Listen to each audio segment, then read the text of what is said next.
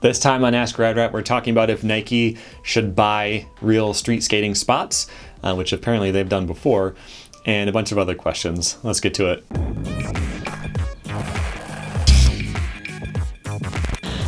Welcome back to Rad Rat Video, a channel where you can learn new things about skateboarding. I talk about all different kinds of things in the skateboarding world on this channel, including answering your questions here on this series, Ask Rad Rat. You can submit your own question by going to radratvideo.com. There's a form right there on the homepage.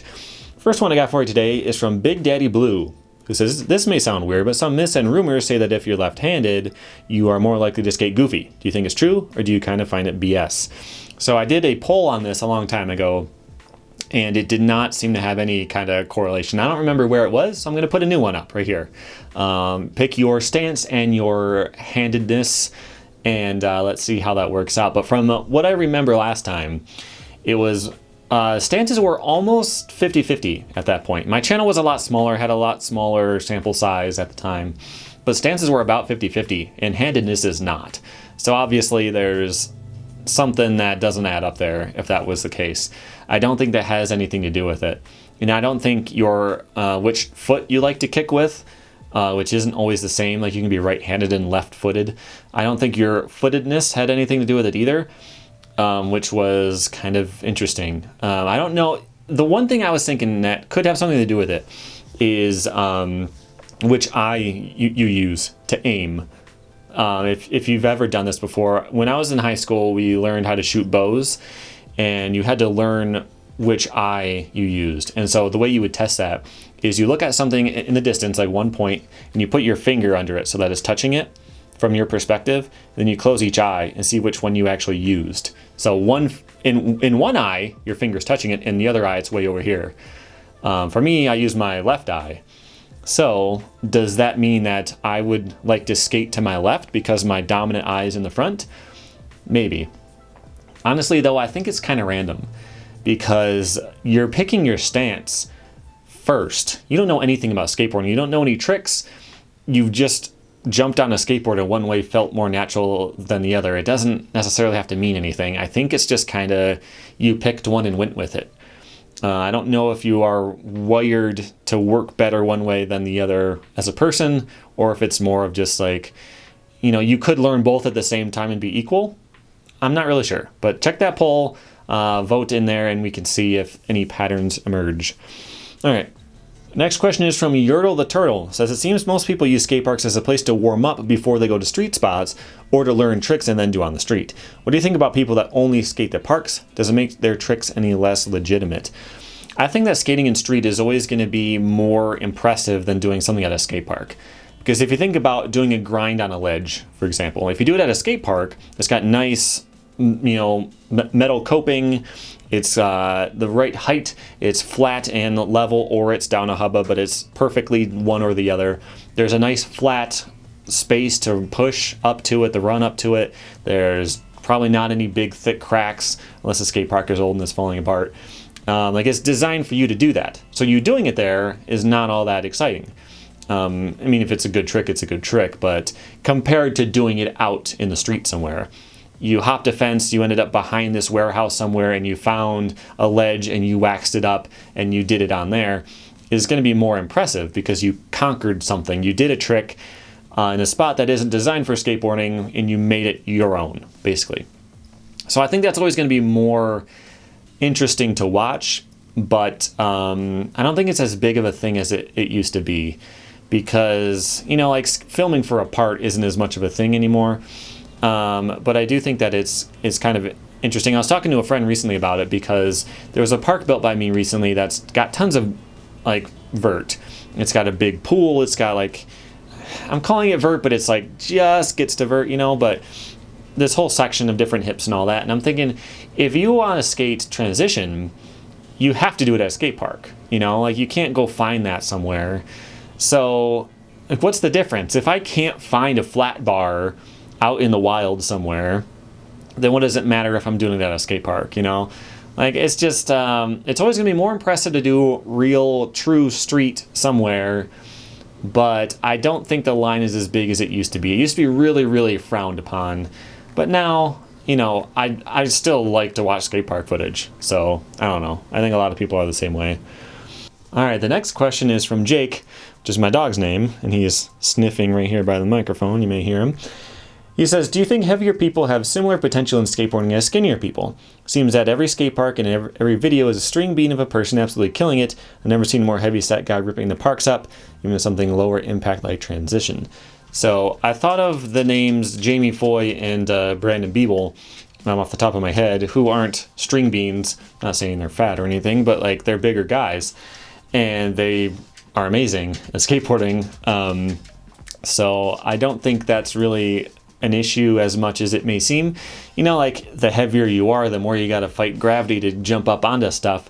But you can have a ton of skill in different ways without having to fit a certain body type. And like with transition, like you're talking about, it makes a difference. Your height makes a difference because you have more leg room to pump, you know.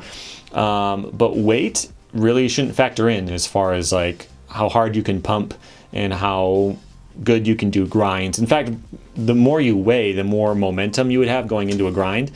It may actually help to a degree. I don't really know. I skate a little bit of transition. I can like pump up to the coping and do a rock and roll or something like that. But I'm hoping to get into that a little bit more with the skate park that was built by me. So we'll see. I don't know a ton about that. But if you are a bigger guy, that shouldn't slow you down from skateboarding. You can definitely do stuff. Like the guy who invented the no comply, his name, I don't know his name, but he was known as O. He did all kinds of stuff with Lance Mountain and Neil Blender back in the day. They'd go out and they'd skate, and he would do tricks by like making the board do something while his feet were on the ground because he couldn't jump as high.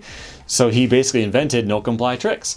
There's a story about the no comply. There's a little bit more to it than that, but that is part of it. So he was going out, he was shredding, he was doing stuff, and he was a bigger guy. Nothing slows you down from going out and getting good at skateboarding. So yeah, if that's the position you're in, go ahead and give it a shot anyway.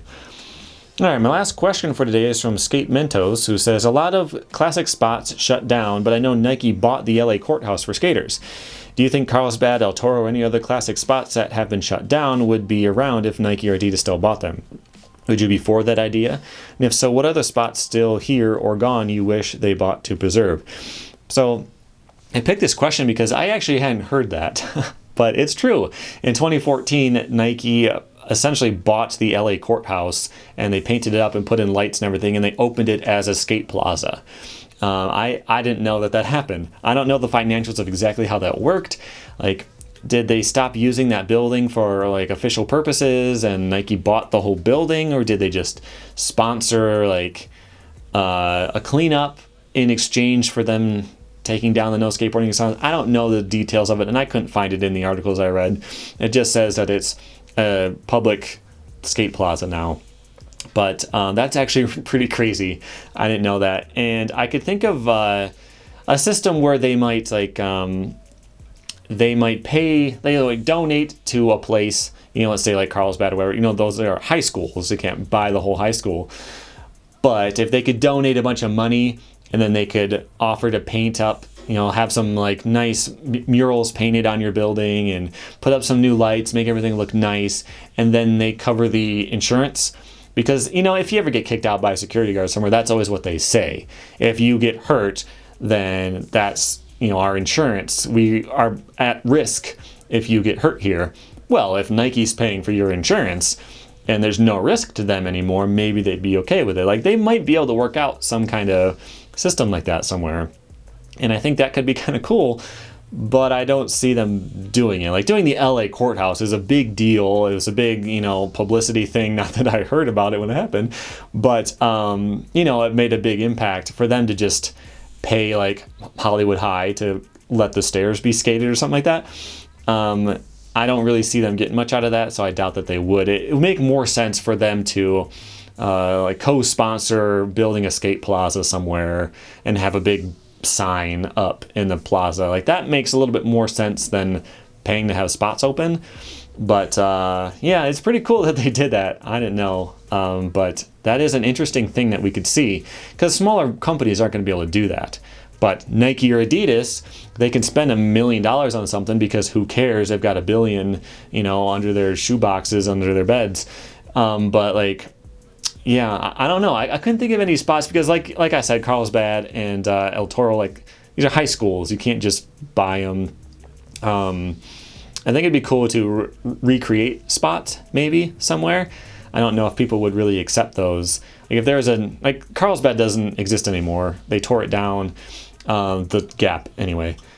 But if they rebuilt an exact replica somewhere, I don't think it would have the same cachet to it. People wouldn't really care as much because when you roll up to Carlsbad, there's the crack you've got to go over at an angle, which you could get kind of like stuck in. The landing is a little bit uphill, stuff like that. I've never been there, but I've heard people talk about it. If you rebuilt it, it would have to have those exact same features and be kind of annoying to skate in the same way, or else it's just a new spot, right? But if you had an exact replica of it somewhere, I think that could be kind of cool too. I don't know. It's a weird new world out there with skateboarding actually having money in it, but interesting thing to think about. So that's it for this time. If you've got questions, go to radratvideo.com and you can submit them there. In the meantime, you can tap my logo on screen right here to subscribe. There's also some more videos YouTube thinks you might like over there to click on as well. And I'll see you next time. Thanks for watching.